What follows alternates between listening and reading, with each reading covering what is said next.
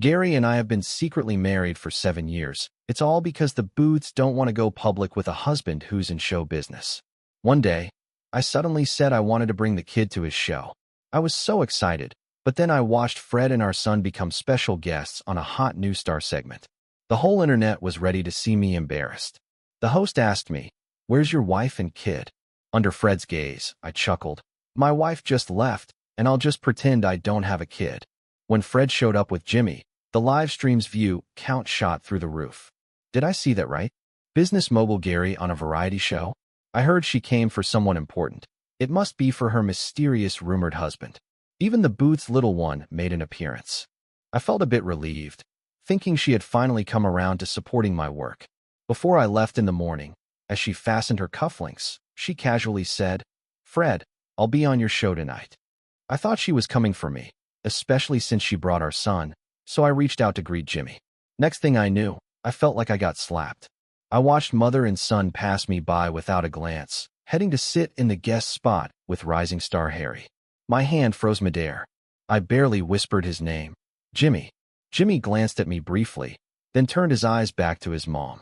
In that moment, I saw a hint of coldness in him that he shouldn't have at that age. Suddenly, a wave of nasty comments hit the screen. Fred, the eternal supporting actor, just shamelessly hinted he's Gary's husband. I bet he's desperate for fame. Finally, we see him get his comeuppance. Are Harry's the main character? Who the hell is Fred anyway? I clenched my hand and looked at Gary. Did she realize what she'd done tonight? Her actions would make me a laughingstock. Just as the host was about to bring the conversation back to me, a technical glitch paused the live stream for a bit. Gary moved to a corner to take a work call. I followed her and asked, "You agreed to come to the show, but you sit with Harry instead?" Once done on the phone, Gary, with one hand casually in her pocket, nonchalantly said, "Fred, I just said I'd be on the show, not as your guest. Harry's brother promised me a plot of land if I helped out with the crowd. You know I'm a businesswoman. I chase profits." "Fred, you misunderstood." She explained it away like I was being unreasonable. At that moment, frustration welled up. "Didn't you think about how showing up as someone else's guest would make me look? Didn't you see the troll's insults?" Gary's face remained calm, seemingly not grasping my confusion. "Fred, if you want to be in showbiz, you need thick skin. Why care so much about what others say?" I felt an overwhelming sense of helplessness rise within me. In our 7 years of marriage, there'd always been this wall we couldn't break down. I turned to leave, but Gary grabbed my wrist. "Fred, let's head home after this." When she called me Fred during arguments, it was her biggest concession, but I didn't need it anymore. I shook her hand off and walked back into the studio. Live stream resumed, and the host with a hint of curiosity asked, "Fred, where's your wife and kid? Did they come?" Gary raised her head, quietly watching me. Under her gaze, I smiled. "I'm sorry, they can't make it. My wife just left. As for the kid, let's just say I don't have one." Gary pursed her lips, her eyes dark. The comments kept rolling in. Has he lost it? Couldn't lie. So now he's throwing a tantrum? This is hilarious. He didn't even have a wife? Come on. Today I wasn't letting these trolls have the last word.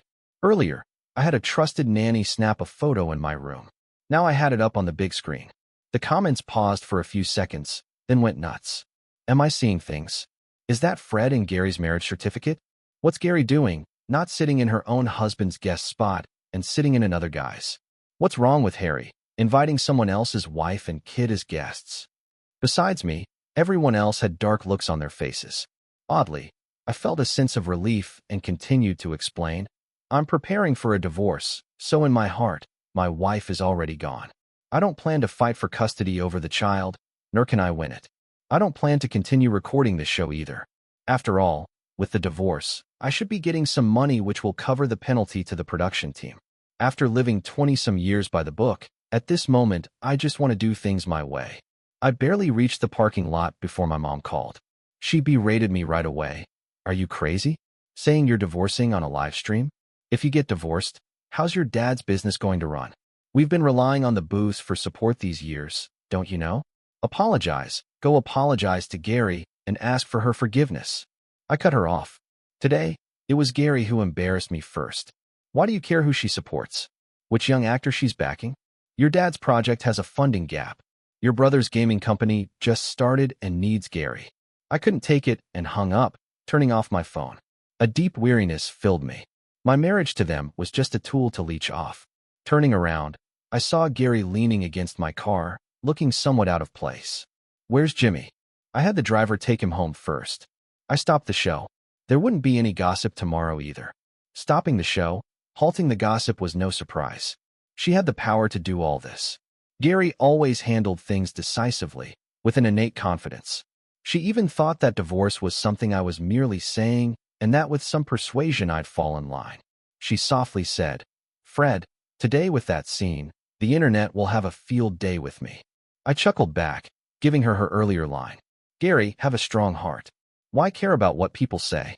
Gary froze for a second and held my hand to stop me from opening the car door. Are you mad because of Harry? I was only in it for that land. I laughed. Gary, do you really believe that? When would you ever be in short of some land? Is it because Harry looks like him? That photo in the secret compartment of your bookshelf's second cabinet? Not just Harry, even I resemble him. That's why you married me, isn't it? Gary let go of my hand abruptly. Her face turned icy. In the future, don't touch my bookshelves again. Piercing through the beautiful facade, everything suddenly became clear. Word by word, I told her plainly, Gary, there won't be any future. I want a divorce. I was born, and then our family business started downhill, and I wasn't exactly the golden child. My mom is a doer. Since sophomore year, she started setting me up on blind dates. I went along with it in exchange for a shot at the entertainment world, because being an actress, a top actress, was my only dream. At the start, this was my best buddy Evan's dream, but after he was gone, it became mine. Before Gary showed up, I figured I would end up marrying some not-so-good-looking rich man's love child, but then an unexpected blind date changed things. Why would a family like the Booths do a blind date with us, ordinary folks? My mom was all joyful, cutting off my dad's skepticism. Who cares? Get the big fish while you can. On the day I sat in front of Gary like a puppet, from the first look, I admit, I was taken by her presence and looks. While I was wondering why someone so striking would need a blind date, hot coffee splattered on the back of my hand. A new waiter was nervously apologizing. Gary pulled me over to a faucet, held my hand, running cool water over it. This will stop it from hurting. Maybe it was that moment of kindness that made me think marrying her wouldn't be so bad. Later, when the Booths came to discuss the wedding at our place, my mom was over the moon, thinking she hit the jackpot. And me, I wasn't objecting. I mean, Gary was way better looking than any illegitimate daughter. After getting married, Gary was quite good to me, except for being against my acting. She didn't lack as a wife. In free time, she'd take me up to G-City's highest peak to watch sunrises. We'd drink the best, most authentic tea, holding hands. We'd stroll down every street and alley in G-City like typical young couples. She told me she went to college in G-City, so she had a special bond with it. 7 years into the marriage, I discovered she loved G-City because there was someone once there. But like all cliched rich kid love stories, Gary had a white moonlight, a pure past love that got struck down by family, and he passed away. That whole matchmaking, just Gary choosing freely after she took over the family business. When I stumbled upon that old photo in the bookshelf, the back read, "To my dearest," and the front showed a boy who bore a resemblance to me. At that moment, I finally understood.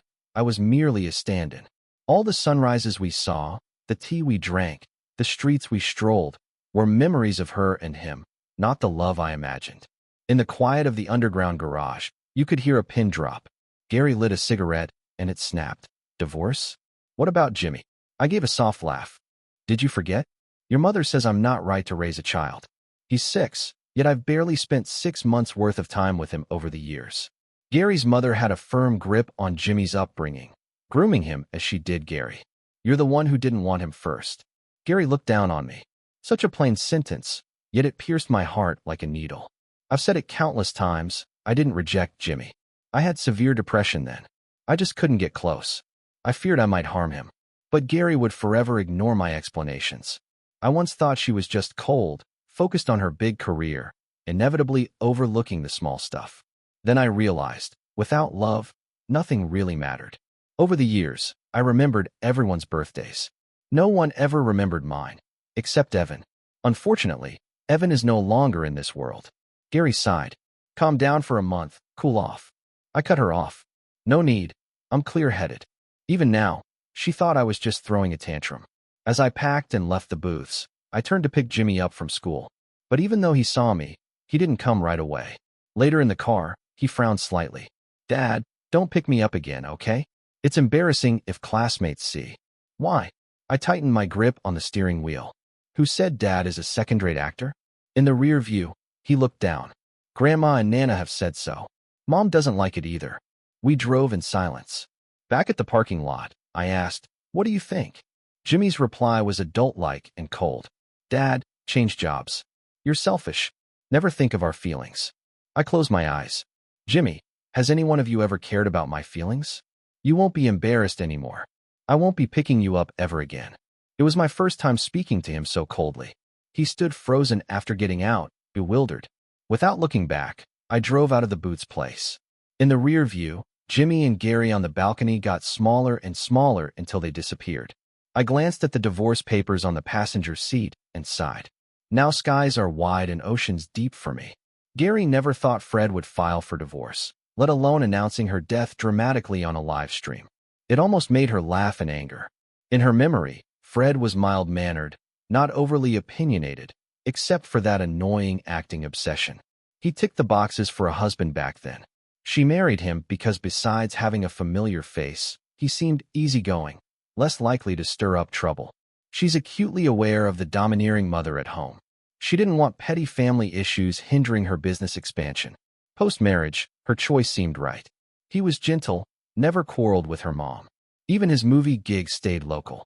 No matter the late hours, he'd come home every morning. She caught a light citrus scent in her nose from his shower gel. She'd turn and bury her face in his neck. Really into oranges? He'd nod, smiling. I love it. So did my good friend Evan. She didn't know Evan, but heard the name often, yet never paid full attention. Maybe she was distracted or mentally planning new strategies and profits for the company. His words didn't matter, did they? Sometime later, he spoke less and eventually stopped. Communication between them dwindled. On the third day post-divorce, even composed Gary looked at the orange-scented body wash in the bathroom, feeling oddly irritable. Why are his things still here? The maid bowed her head in apology, quickly cleaning up any trace of Fred. But that night, Gary, who usually slept well, found herself staring sleeplessly at the new blue sheets. The unfamiliar scent in the air made her uncomfortable. By morning, dark circles had formed under her eyes. Lost in thought for a moment, she called the maid back to return her husband's belongings. The maid was shocked. They had already been thrown out, and there was no getting them back. Gary felt a lump in her throat. Maybe things work out for the best. After all, divorce counts as a happy occasion, doesn't it? I got an offer from a well-produced show for a casting role. The assistant director explained in detail that if I got the part, we'd be filming constantly in 3 different locations, some in remote areas with tough conditions. But if it turns out well, it could be award-winning. The possibility of winning an award made me forget everything else. No problem, I'm in. Nothing's stopping me from chasing my dreams now. I spent over 20 years as the obedient son. Marriage was my trade for family business and money. I owe them nothing now. I was the Booth's son-in-law for 7 years, played by the rules, devoted completely, only to discover I was a stand-in. Inequitable marriage becomes chains, but I'm free now. This role requires 4 months of intensive, closed-off training. There are 108 of us competing, all entering a training camp. It's both an opportunity and a challenge. At dawn, I get up to train, then it's relentless horse riding, martial arts, etiquette, and dance training, with horseback riding being a major focus. I went from fearing mounting a horse to riding with one hand while shooting arrows. I endured raw thighs and countless falls on my elbows. Some people said, "Hey, aren't you the Booth's son-in-law? Why is a rich guy working so hard?" I don't hide it. I'm divorced. I'm not anyone's son-in-law. My name's Fred. Others whisper behind my back that a son-in-law from a family like that is spoiled, saying I won't make it past the first cutoff. Before, I'd ignore it, tolerate it, but I won't anymore. It's healthier to vent than to bottle it up, right? I confronted them. How can you guarantee that with your big mouth? Before she could argue, I turned, jumped back on the horse, and galloped away. In that moment, It felt like I was trampling those doubts underfoot. Time for the final test was running out. I made every second count, living as if 24 hours were 48, exhausted but fulfilled with what I loved doing. On the test day, the sun was blazing, riding fast, focused entirely on the target. I nailed it dead center. Once could be luck, but hitting the bullseye 3 times was a testament. Knowing my overall score was the highest, the blood marks on my palms were my badge of success. "That's Fred impressive," they said. "He's perfect for the general role in this show." Fred's performance outshined the others. Despite grueling training, I never once shed tears, but at that moment, I cried because I finally owned my name. Turning, I saw 2 familiar faces I hadn't seen in 4 months. Gary and Jimmy stood outside the training field under the blazing sun. Jimmy's eyes sparkled. "Dad, you looked cool riding and shooting." He said it. It was the first compliment I'd heard from him. In his daily life, I was always trying to be involved but remained an outsider. I remember when his kindergarten assigned a lantern craft project. I stayed up all night to make him a rabbit lantern, even though my crafting skills were lacking. 4-year-old Jimmy took one look and pouted. "Not as good as the one Grandma's teacher made. Dad, you can't do anything right." That rabbit lantern ended up in the trash. Gary's mother watched from the stairs, lips curled up in a detached smile. "Don't blame Jimmy. They'd laugh at him for bringing your work to school. How can something made with care be mocked, even if it's not perfect? It's from the heart." But maybe the booths isn't a place for love after all. Mike, whom Gary adored, couldn't even marry her. If not for the fear that Gary would isolate herself from life after Mike's death, I doubt her mother would have let someone like me, whom she thought little of, join the booths. With these thoughts, I gave Jimmy a small smile. "I know I'm cool, what about it?" Despite inheriting the booth's aloofness, he was still a 6-year-old boy, unable to hide his feelings. Grandma was wrong. Dad's job isn't just about wearing nice clothes and looking sad. Gary's eyes dimmed slightly. "Jimmy," I smiled and said, "Grandma's either mean or jealous of how young and handsome I am." Jimmy paused and then said softly, "Dad, my birthday's next month. Will you come home?" "No. Actors don't deserve to attend your birthday, little buddy." Jimmy's eyes reddened, ready to argue. Gary interrupted him. "Go wait in the car. I need to talk to your dad." Jimmy respected Gary too much to disobey.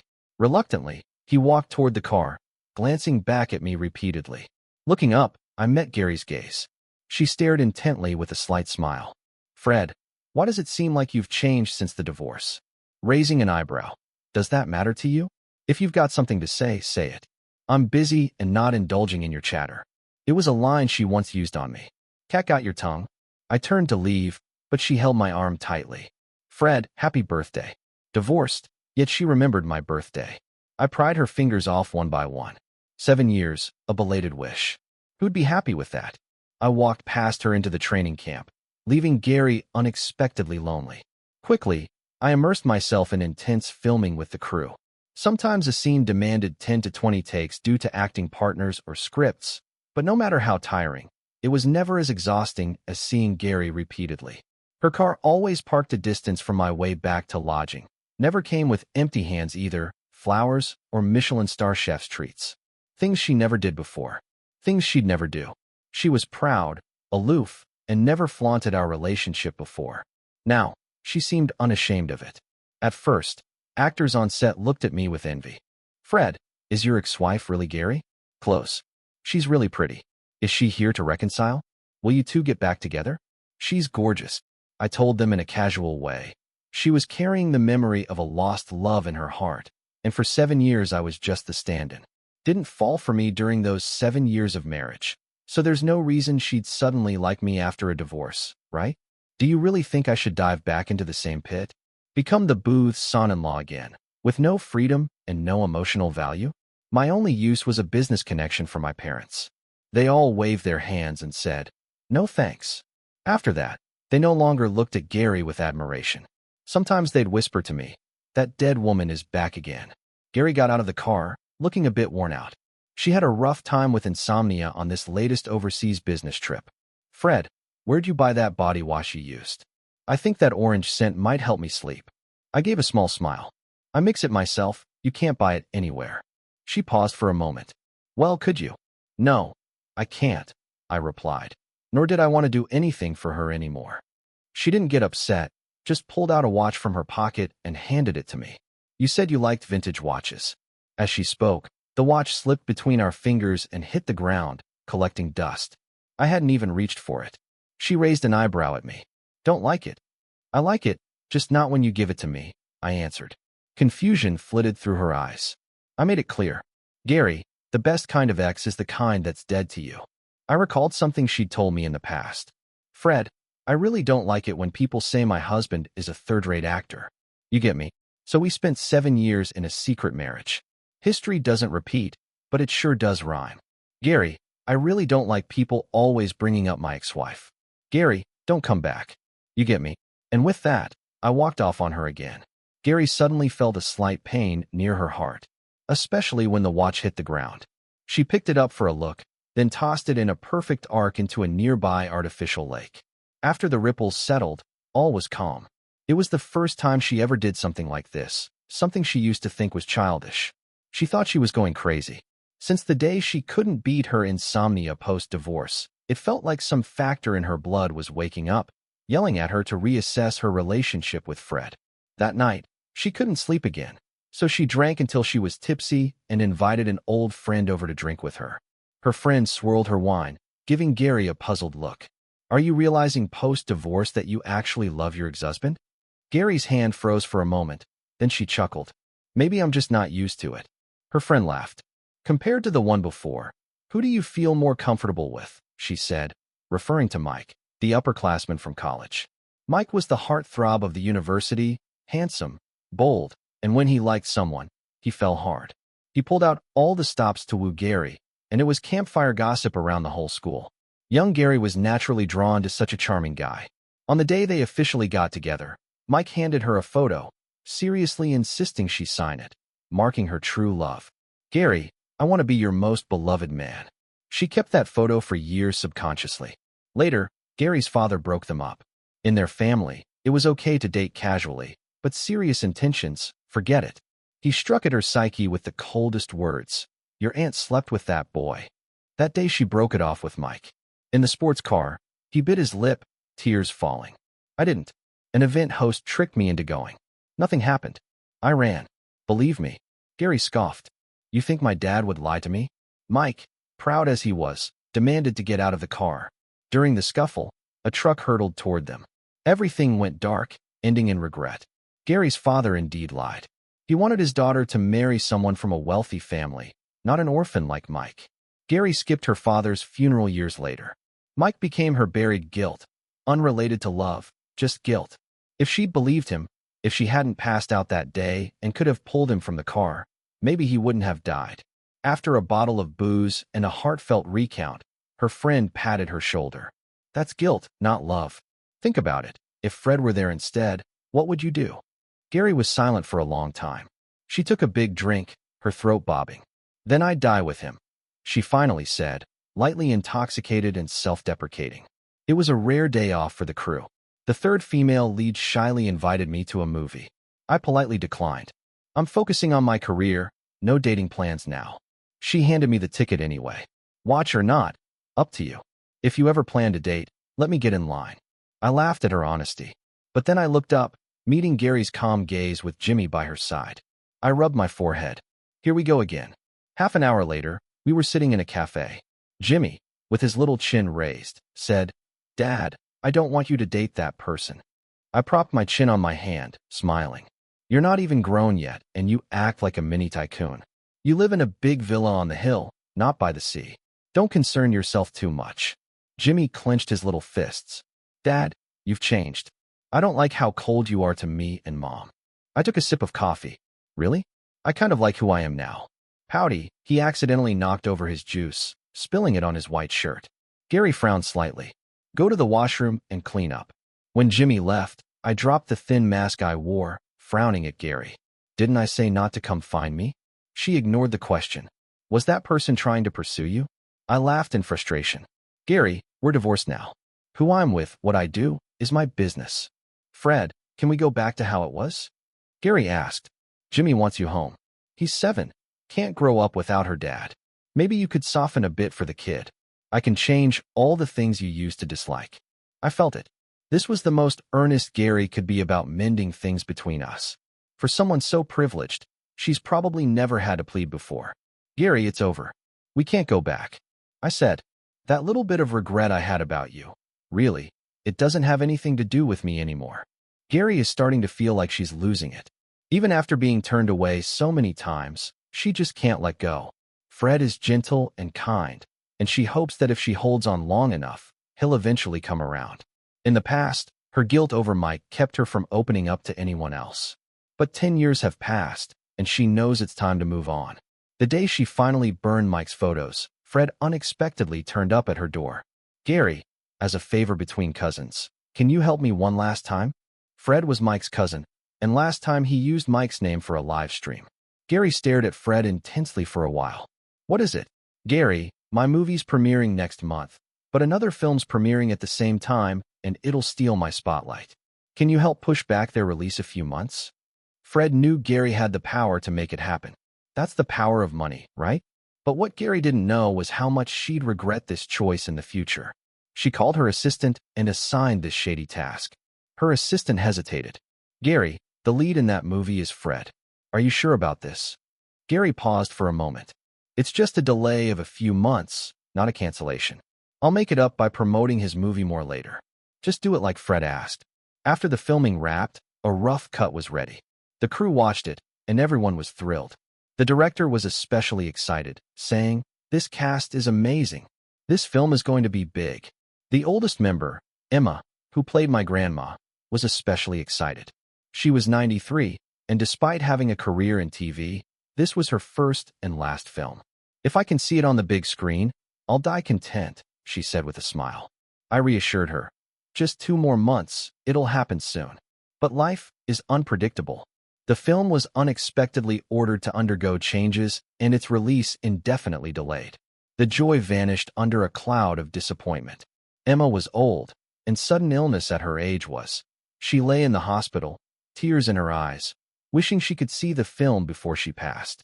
My words of comfort felt stuck in my throat, impossible to say. She died before it ever premiered. I sat on a bench outside the funeral home for a long time, thinking. I recalled my best friend Evan, who had lost his hair when he was terminally ill. His family and I tried hard to keep his condition from him. He raised his frail arm and said, half-jokingly, "How can I be a handsome actor looking like this?"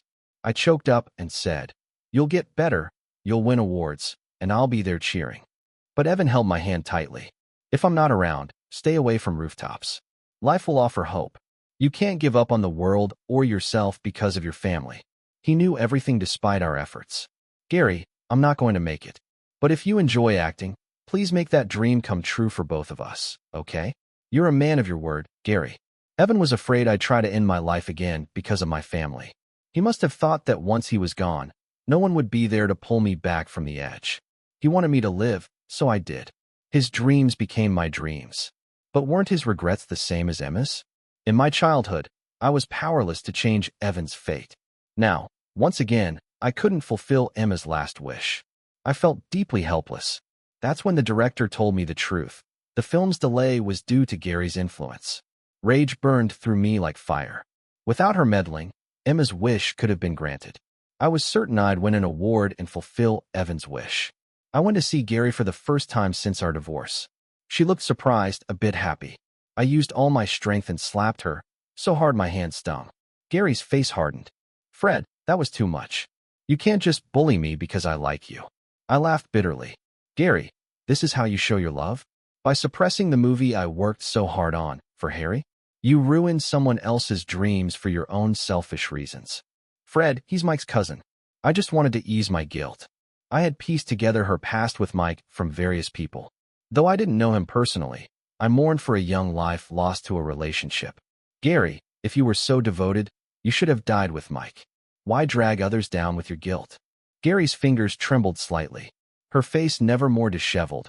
Her voice was low. "Fred, I wanted to start anew with you. You might not believe it, but I realize now that I do love you." Standing in the doorway, I smirked coldly. "Maybe, Gary, but I've started to hate you." From the moment Fred said he hated her, Gary knew there was no hope for them. She couldn't face Fred anymore. so she secretly followed his life online like a shadow. Her insomnia worsened. Her doctor said it was all in her head, but her heart had no cure.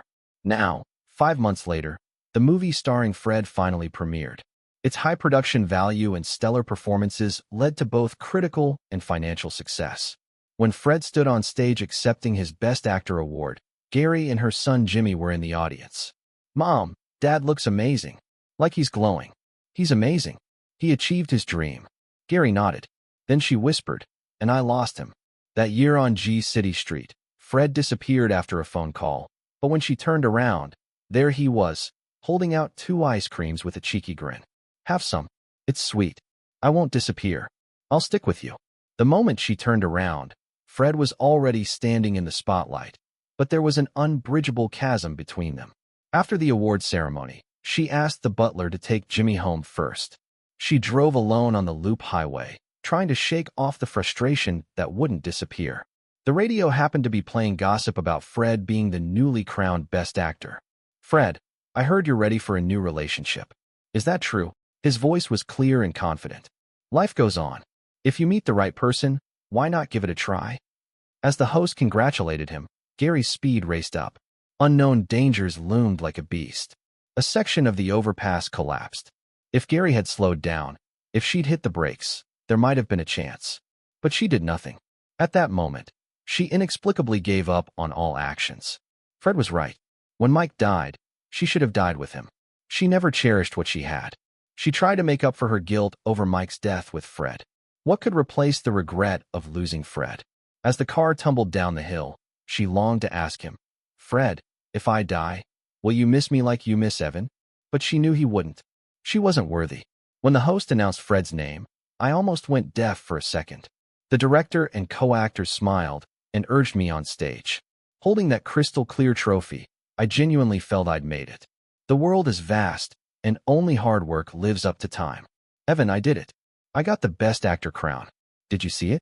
I didn't lie to you. I achieved our dream." In that moment, I seemed to see Evan sitting in the audience, applauding with his toothy grin. Tears filled my eyes. In my youth, I insisted my parents love me equally, wanting them to love me like they loved my brother. It was a depression I couldn't shake. After marriage, I pursued equal affection from my wife and kids, but never got it. Now I understand. Self-love is what makes you fearless, because the deepest confidence comes from an abundant heart. The award ceremony ended, and I got a call from an unknown number. It was my mom. Her voice was old and weary. "Fred, I'm sick. I've been sick for a long time. Didn't want to bother you, but could you come see your mom?" "No. Let your other son see you. She's always had the perks of being your favorite. So now it's her turn for responsibilities." I hung up and blocked the number. Cutting ties with a toxic, loveless family seemed necessary. I thought after winning a big award, I'd sleep in the next day, but an early call woke me up. My assistant said, "Gary drove off the mountain last night. She didn't survive. The Booths are looking for you. Probably want to invite you to the funeral." I was stunned for a few seconds. Just say no. There's no rule saying an ex-husband has to attend his ex-wife's funeral. I didn't really want to see her when she was alive. Now she's gone. There's even less reason. She was just a part of my past, bound to fade into dust. The sunlight gently slipped into the room. I drew the curtains and found the lotus flowers in the community pond blooming. The petals layered and full, and the lily pads spread out, jade green, lively and vibrant.